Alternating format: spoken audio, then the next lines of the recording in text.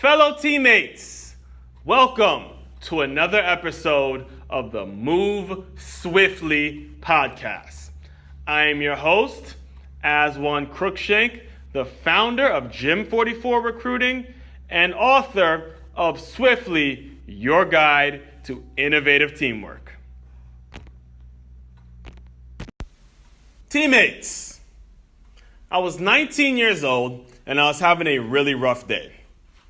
For the first time since I was 7 years old, I couldn't play football because of my surgically repaired knee.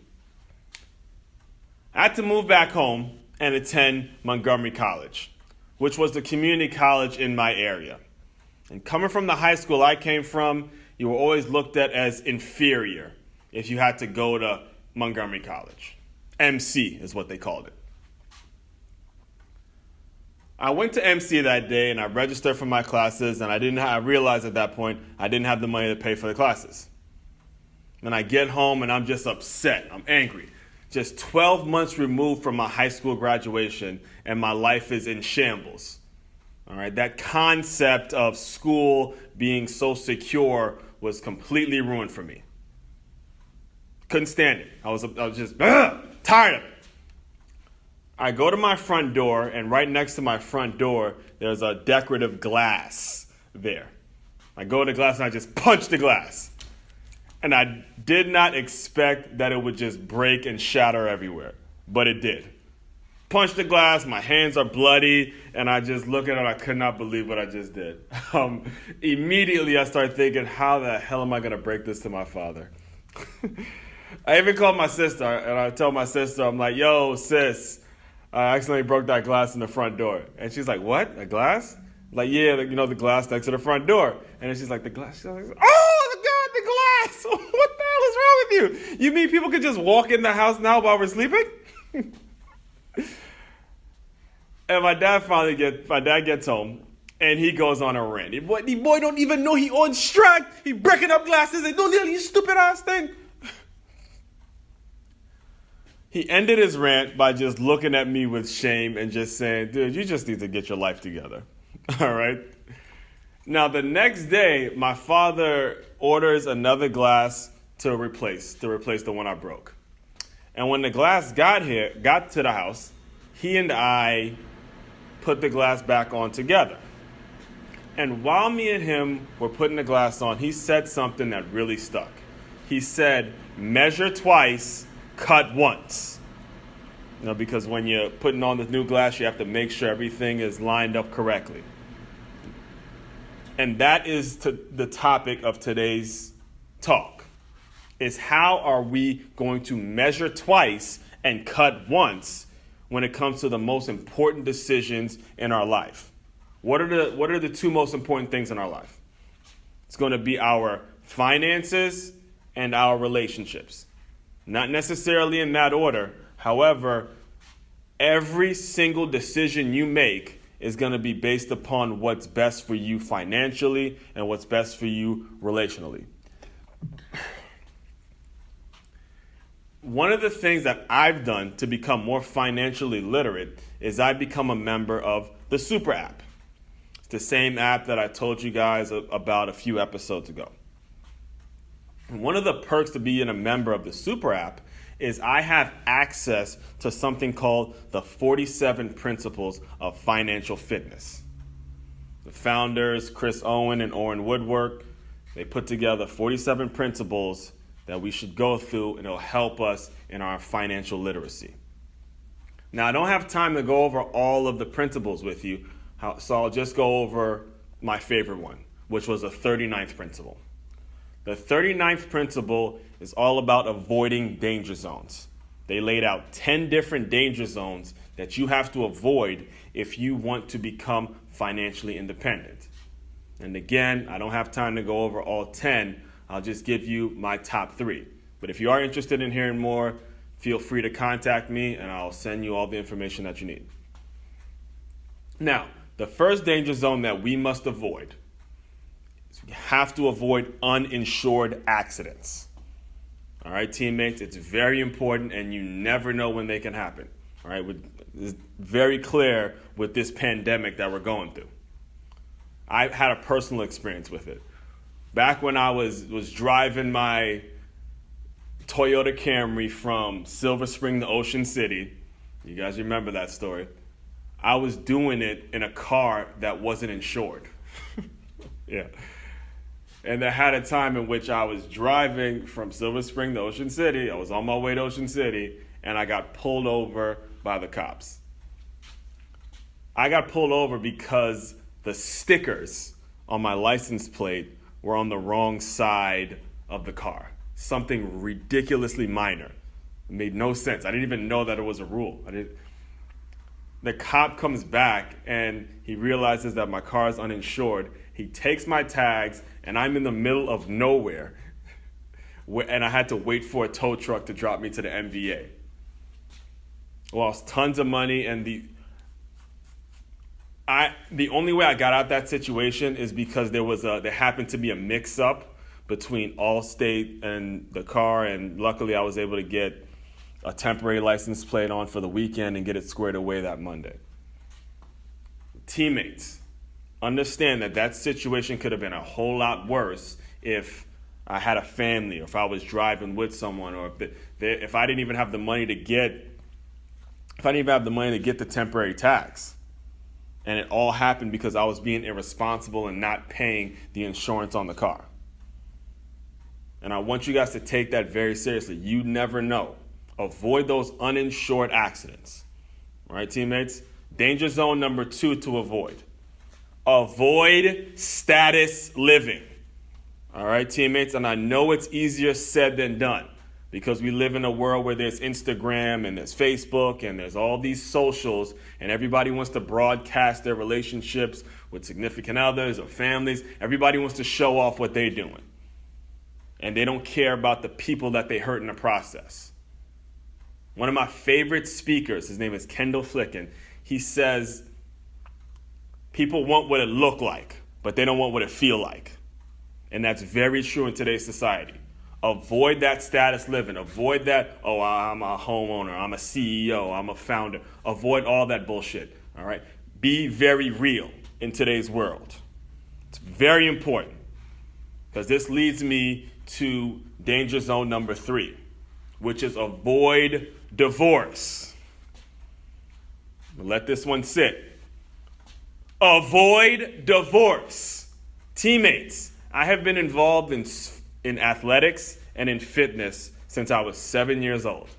I have seen some nasty, nasty breakups, some nasty, nasty divorces. It is the most expensive thing that you can possibly go through. Be very, very, very, very careful in who you're deciding to spend the rest of your life with. And what I've learned is that a divorce is not necessarily between just a man and a woman. Divorce goes way back to the way this person was raised, way back to the way a person thinks. It's a community, it's a business, it's a lot of people involved in just getting in a divorce. I'll give you guys an example. I was in 4th grade, and my elementary school was very close to my house. It was walking distance from my house. And in 4th grade, you start to have girlfriends, boyfriends at that age. Actually, I had my first girlfriend in 3rd grade. And there was a time when I was in 4th grade that a group of girls came over to my house, and they were waiting in the backyard for me to come outside and play. However, I was home with my mother, and my mother was telling me, look, what, you ain't going outside and play until you vacuum, until you do the dishes, there was clean the bathrooms, I think. I can't even remember what the chores were, but I didn't do the chores yet, and I wasn't going outside to play until those chores were done. So these girls are waiting in the backyard, and eventually they just ring the bell, and they say, hey, Asma, come on, let's play. What's the holdup? And I tell them, I was like, yeah, I'd love to come out and play, but my mother and teammates, I didn't even get a chance to finish my sentence. As soon as I said my mother, these girls just go, oh my God, his mama. Listen. And then they just go running, they run from the front yard all the way to the backyard. Now, I went back in my house, and my mother comes up to me, she goes, what'd you tell them? And I said, Ma, honestly, I didn't even get a chance to finish my sentence. I just said my mother, and they went crazy. And my mother just looks at them, and then she looks at me, and she goes, look, are those the kind of people you want to hang out with? Look at the way they're acting. Look at these assholes. That's the kind of people you want to hang out with. And teammates, I tell you guys that because those, without that nugget, without my mother really getting me to see the kind of people that I have in my life, I would have been going down that same path. All right? Divorce is all about, it's people who don't want to let go. Let go of these people who are not for you. You want to hold on to the past and not step up. Show me your friends, and I'm going to show you your future. All right? I'm going to define 2 words for you guys, just so we're clear on what I'm saying. Word number 1. The first word I'm going to define. Comforting. Comforting, the definition of comforting is to give strength and hope. If you are comforting a person, you are giving this person strength and hope. All right? Second word, healing. Healing is to make free from injury or disease. If you're healing a person, you are fixing something that's broken inside of them. Now, I want every last one of you who are listening, all of you guys, to really ask yourself right now in your current relationships, and this is true even if you're single, because if you're single, you're in a relationship of some sort. Are you someone that is comforting, or are you someone that is healing a person? And eventually what you will find out is that you can comfort yourself. Anybody can comfort themselves. Anybody can give themselves strength and hope. You don't need another person to give you strength and hope. However, healing is a completely different ballgame, right? You can't heal yourself. The things that are broken inside you, you're going to need someone else to come in and help fix it. It's going to require that you measure twice and cut once. You're going to have to filter some people out. You're going to have to go to someone and say, hey, look, these are some of the things that have happened to me in my past that have really hurt me in my past, and I haven't even gotten over it yet. But maybe if I'm honest with you about it, you can help. And there are going to be a ton of people out there that you like, but they can't heal you. And with guts, you're going to have to move on. Because the longer you spend comforting someone, in your mind, you're going back in your mind, like, look, I could have done all of that myself. And if you develop a habit of comforting a person, guess what? Those bad habits are really hard to break. Meaning, if my mother just lets me go outside and play without doing my chores, guess what? I'm just comforting those girls. And I have this habit of just comforting a woman. Someone who shows me a slight bit of interest, all of a sudden, okay, that's the one for me. No. That's as one isn't taking that route because I was blessed enough to say, look, that person's not for me. Look at her from a distance. Your job, as one's role, is to heal. And as one's role is to find someone else who can heal him. And teammates, I promise you, if you adopt that thinking, your life will change in that very moment. But it has to happen right now. Whichever side you were on, if you were on the comforting side, you better move over to the healing side real quick. Because life moves really fast, and you never know when this person is coming to find you. Or when you're going to find that person that can really heal you. Teammates, please jot this down. Pat Riley wrote a book titled Winner Within a couple years ago. And he ended this book by saying this: the privilege of a lifetime is being who you are. Fellow teammates, continue to move swiftly. We'll talk more soon. Basically, Jonathan, his friends have been arrested for drugs. Some of them have even been killed. His own brothers have been arrested for drugs. And I just don't want Jonathan to go down that path. I'm a single mother of 4 boys working double shifts to keep a roof over their head practically, and I just need your help. Jonathan, let me ask you something. Do you understand where your mom is coming from? Yes, I do understand where she's coming from, but I never knew how to turn things around. I'm supposed to be graduating school in 2 weeks, and want to go to Ball State to play football. I'm being recruited, but they would redshirt me my first year because I'll be on academic probation. And I understand that my mom is frustrated with everything that's going on, and she's scared that I turn out to be like my brothers or my friends. And I just want to let my mom know that I really am trying to get things right. Okay, well, Give I mean, everything this is the back. perfect person here, because we can just cut to the chase. Ray, what do you see going on here? When I hear your mother speak about your crowd, you know, I always say, you show me your crowd, I'll show you your future. It's simple, right? There's 3 types of people you need in your life. You need the inspired, the excited, and the grateful. Every one of them you will need for the rest of your life. But your biggest distraction is, tell me what your foundation is. Where do you go when you need peace? To the football field. That's a business. That's a business. I asked for a foundation. I don't have nowhere to go. So to disconnect. How many times you wake up in the morning praying when things ain't right? Have you and your mama ever prayed together? No. They say a family that prays together stays together.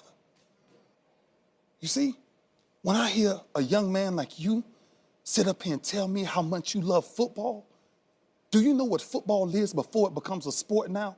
It's a business. And if you don't have the proper grades, I don't care how great you are, you ain't making it.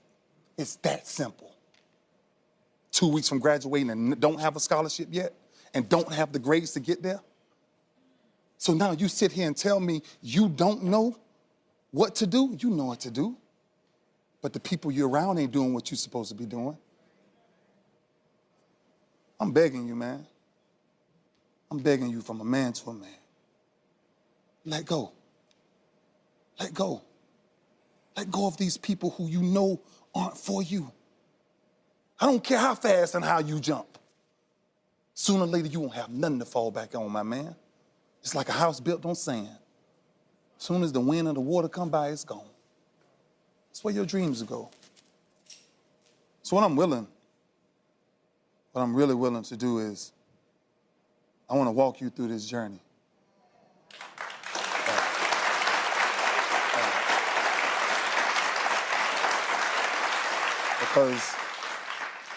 Because I'm tired of young black men making mothers cry. Wait a minute, hold on.